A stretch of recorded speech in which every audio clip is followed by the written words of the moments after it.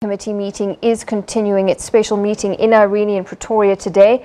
Under discussion are tensions over the legitimacy of some of the contested provincial structures.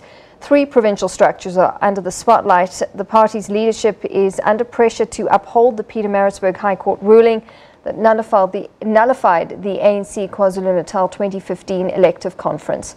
In the Eastern Cape, a faction of the ANC has disputed the outcome of last month's chaotic provincial conference, and the newly elected leadership in the Northern Cape is also facing a court challenge from disgruntled members. Now, political analyst Ralph Matega says high levels of mistrust are deeply affecting the ANC branch nomination process. Speaking to SABC News earlier, he outlined some of the problems. The main issue with the branch nomination process, there has been serious allegations of infiltration of the branches. Reports have come out saying that some of the senior leaders are trying to actually manipulate the branches. And I think this is where the problem is. How do you distinguish genuine lobbying of the branches versus maybe undue or infiltration or unnecessary domination of the branches by certain factions? I don't think there is anything wrong with lobbying. It just has to be done openly. People have to present their case and say that this is the person that might need to be nominated for this and that, and I think that has to be done openly. But as we speak now, we've seen in KZN a dispute regarding that, and the problem is that even as to what amounts to dispute, it seems as if it depends on who you ask. Certain factions will declare an area that there is a dispute because maybe the nomination is not what they like, and the others as well do the same. So it's about the level of mistrust within the ANC. If I don't agree with the processes, I might also declare a dispute as well. But if I think that the process went my way, I might actually even say that there is no cause, there is no grounding for dispute. This is where the problem is, and I wonder really if members of the ANC seem not to respect their own internal processes, and they seem not to trust that their internal processes can actually be fair and open. How are they going to elect a leader in the conference, the leader that they are going to then present to the nation subsequently? It makes it very difficult to imagine how exactly will a credible leader come out of a process that has been so disputed by members themselves. The fact that the ANC had to defer its NEC meeting, is that significant? How do you read that? I'm not so much surprised about the reason that have been given for this deference, because if you look at the role of the Secretary General, the role of the Secretary General is an extremely powerful position. Actually, I see the Secretary General of the party as the CEO of branches and the party. You manage the party, you look at the branches as to whether they are in good standing, those that have been audited. That is a very powerful tool when it comes to influencing who goes to the conference. If you are not being trusted as the Secretary General, there might be allegations that those branches that you say that you say they are in order are the ones that seem to support your faction and so forth. That is what Mr. Mantashe finds himself in. It is just the tradition of the manner in which the ANC structured that the role of the Secretary General is very, very powerful, and actually the Secretary General can make or break the conference. And I think if I were to actually characterize the NEC by one word, I will say mistrust, mistrust and mistrust. We have no less than 7 presidential hopefuls vying for the top position. This large number, how do you read this? It is democratic. Let the people raise their hand. Let it be done openly and so forth. But what it also means as well is that the front runners in this campaign have not actually been able to consolidate their positions. All right, well, staying with this.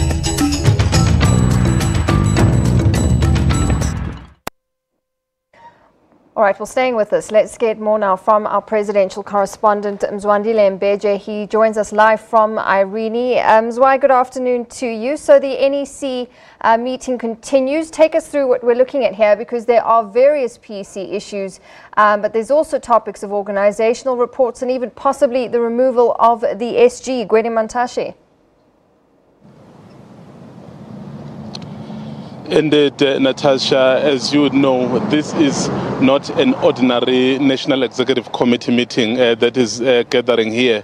It's a special NEC, so which means there were a number of issues that they needed to look at before their regular NEC could take place at the end of the month. Indeed, you've mentioned the issue of preparing the organizational report to the conference. The conference is just a month away, and they need to finalize all the aspects. You remember, they need to give a report of the entire 5 years since 2012. What is it that they have been able to do? What achievements? What were the challenges? And of course, we know that this time has been very, very difficult for the ANC. Another issue, Natasha, on the table for this NEC is the issue of the Eastern Cape. The Eastern Cape elected its leadership last month, but you know that leadership is being contested by some people going as far as going to court. So now what is happening is that this NEC, the special one, is also considering that report. About 2 weeks ago, the NWC went to gather facts as to what exactly transpired, and then those facts now has been presented to the NEC. And we understand, Natasha, that after the SG presented that report, so there were those who objected to it, and of course, as you alluded earlier, so there were even some calls from certain quarters that perhaps he may not be the right person to preside over that report. So that's the issue that this NEC is faced with. And of course, the issue of the Lower South Coast.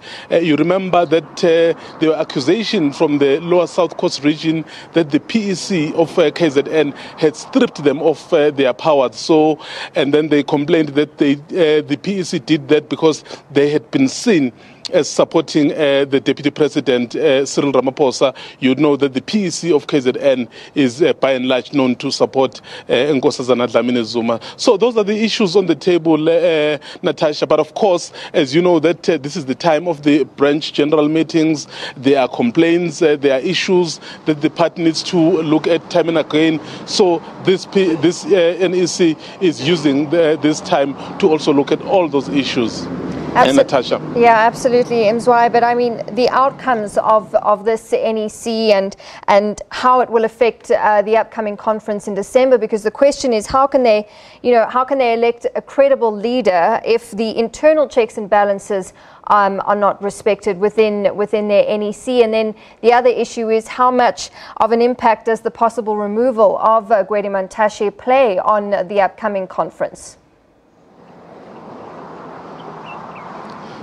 I would assume, Natasha, that the reason why perhaps there is this issue that is being thoroughly ventilated is because they want to make sure that by the time they arrive at the conference on the 16th of December, they've been able to actually agree on what is it that must be done. Because if they go to the conference and some among them are still suspicious of certain issues or certain areas, that will definitely call into question the conference itself. So that is why an NEC like this, which is a special NEC, is specifically dealing with those issues that are of concern to a number of people. So I guess after this conference, after this gathering, so they will then come to us and report to say we have agreed on A, B, C, or D. And then from there, we'll then have an idea of how this whole thing will pan out towards December 16. But remember, as I said, this is a special NEC.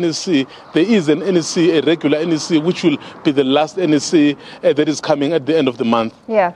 All right, Mzwai, before I let you go, breaking news that the Fees Commission report is set to be released now by the President. Can you give us any indication? Have you heard anything about that? What can you confirm for us? So what we can say right now, Natasha, is that you remember that when the leaks kept coming to say the president was about to release that report and we would try to verify so what exactly was happening, and the presidency would say, well, it is busy with consultations, they are meeting various stakeholders. As soon as they have concluded all those negotiations and consultations, they'll be in a position to release that report.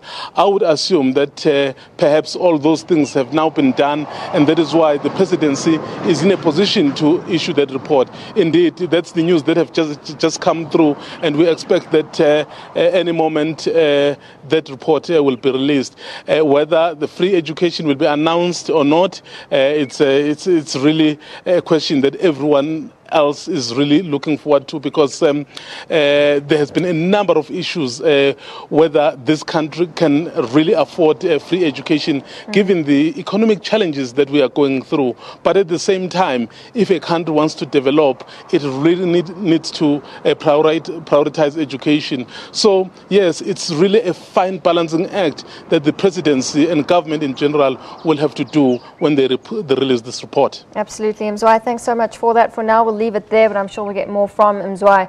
He's live from Irene, just keeping abreast of things at that special NEC meeting underway outside Pretoria.